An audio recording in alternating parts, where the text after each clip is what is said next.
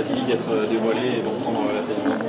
Alors, il y a une grande fierté, il y a aussi beaucoup d'émotions parce qu'on sait que tout ceci est fait pour que la pratique du football féminin se développe au plus haut niveau, qu'on ait en fait non seulement des joueuses qui soient des joueuses de grande qualité, ce qui était déjà le cas, mais qu'en plus elles soient reconnues dans un championnat qui va être l'un des tout meilleurs d'Europe. Donc c'est bien de pouvoir faire du football professionnel et d'être parmi les premiers d'Europe, donc avant les garçons. Monsieur Aulas, vous avez parlé des contours de cette ligue. Depuis quelques semaines, il y a des clubs qui sont ralliés à des structures pro qui envoient des signaux moins positifs. On a parlé de Brest beaucoup la semaine dernière. Il y a le Bordeaux qui connaît une situation très difficile alors que c'était un club qui était européen il y a quelques années. Montpellier aussi, le président a laissé entendre qu'il allait baisser le budget de la section féminine. Est-ce que vous allez placer des garde-fous? Est-ce qu'il y aura des choses comme ça pour pas que certains clubs tirent les autres vers le bas ou tirent vers une ligue qui pourrait avoir des aspects moins positifs? Bon, écoutez, il ne pouvait pas empêcher un certain nombre de gens de faire des déclarations, mais globalement, la situation est extrêmement positive. On le voit aujourd'hui par le succès de notre ligue féminine. Nous avons 3 clubs qualifiés cette année en début de Champions League, ce qui est la traduction de la première ligue européenne.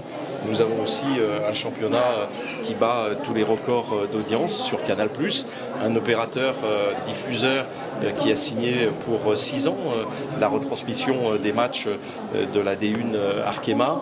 Et donc voilà, notre rôle est de faire en sorte aussi d'avoir un certain nombre d'encadrements. C'est la création des licences. Donc on a 3 niveaux de licences, une pour la D1 Arkema, une pour la D2 et bientôt pour la D3, qui vont permettre en fait à l'ensemble des clubs de rentrer sur les fourches codines de l'organisation de cette nouvelle ligue professionnelle.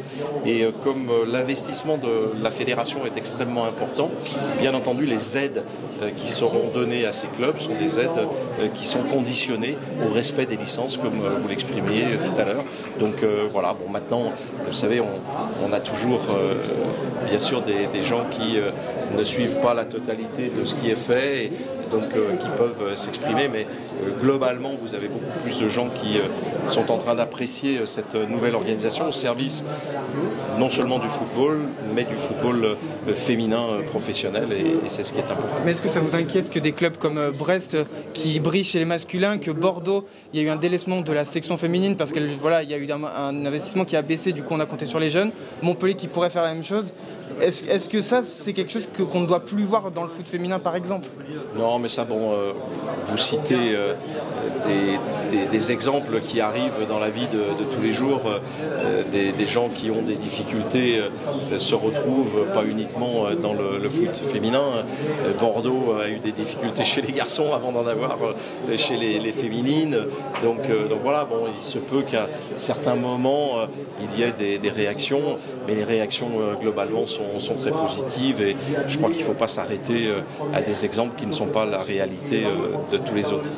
Président, les entreprises pour attirer les sponsors, qu'est-ce que vous leur avez beaucoup parlé ces derniers mois? Qu'est-ce que vous leur avez dit? Quels sont les résultats que vous avez obtenus? Bon, déjà, il y a une très grande appétence des grandes entreprises vers cet aspect de développement sociétal qui est la parité féminine, qui est le développement du sport féminin. Et donc la plupart des grandes entreprises ont déjà des orientations qui sont excessivement bien organisées vers la relation avec le sport féminin. Donc pour le foot féminin, eh bien, c'est lié à ce développement incroyable du foot féminin sur le plan mondial. Vous avez pour les États-Unis qui, au départ, ont été les premiers promoteurs du football féminin. Et aujourd'hui, on essaye de faire en sorte, avec ces entreprises qui veulent participer au développement de la pratique féminine, et en particulier du foot féminin, d'avoir des programmes qui sont spécifiques pour permettre de trouver plus de parité, plus d'équité, mais aussi dans la pratique, comme pour les spectateurs, d'avoir des conditions identiques à ce qui se passe sur le sport masculin et le foot masculin. Et puis on le sait aujourd'hui, la pratique féminine dans le football est d'un niveau extrêmement proche de celui des garçons. Donc on a plein d'atouts qui sont à mettre en évidence et que la Ligue va développer de manière significative. Il y a des entreprises qui sont prêtes à faire un chèque pour la LNFP. Oui, bien sûr. Alors il y a déjà, bien sûr, la D1 Arkema, donc le groupe Arkema qui suit le foot féminin depuis longtemps. On a de nombreux partenaires. Bon, Canal+ vient de s'engager pour 6 ans pour accompagner le football féminin. Et puis on fera l'annonce dans les jours qui viennent d'un certain nombre de grandes entreprises, qu'elles soient financières ou qu'elles soient des entreprises de consommation qui effectivement sont très intéressées par ce que nous faisons sur le plan du football féminin. Président, ligue professionnelle veut dire salaire professionnel. Est-ce que dans cette ligue professionnelle, on a une garantie de salaire minimum pour les joueuses ?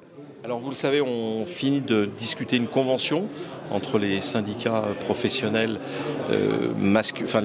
les syndicats patronaux et les syndicats des salariés, l'UNFP d'un côté, Foot Uni de l'autre, et il y a dans cette convention qui va être signée dans les jours qui viennent des engagements de salaire minimum évidemment, mais aussi plein de choses qui sont spécifiques à la pratique féminine du sport sur le plan de la maternité, sur le plan de l'accompagnement des enfants quand il y a des déplacements, et donc tout un programme très ambitieux de garantie et d'avantages sociaux qui ont été négociés de manière paritaire avec les deux syndicats.